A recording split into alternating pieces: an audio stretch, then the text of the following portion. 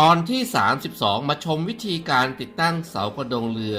ของเรือสำเภาเจิ้งเหอลำนี้สวัสดีครับผมชเวงโลเจริญสุขเกษมหรือในแบรนด์ของชเวงชิปโมเดลเพื่อไม่ให้เสียเวลาไปชมเนื้อหาขั้นตอนการผลิตกันเลยและอย่าเพิ่งปิดคลิปไปไหนเพราะช่วงท้ายคลิปจะมีรูปแบบเรือสวยๆที่มีความอลังการมาให้ชมกัน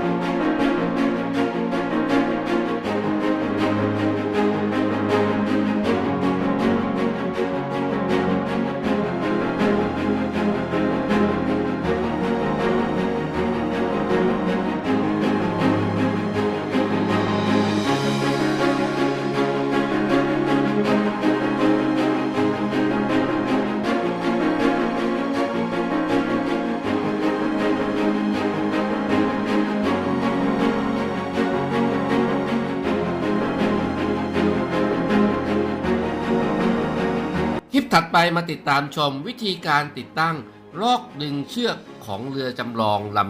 ำมาถึงช่วงท้ายคลิปกันแล้วขอแนะนำรูปแบบเรือสวยๆที่มีความยิ่งใหญ่อลังการงานสร้างที่เป็นเรือจากทุกประเทศทั่วโลกโดยการคัดสรรนำแบบเรือที่มีชื่อเสียงมีเกียรติประวัติ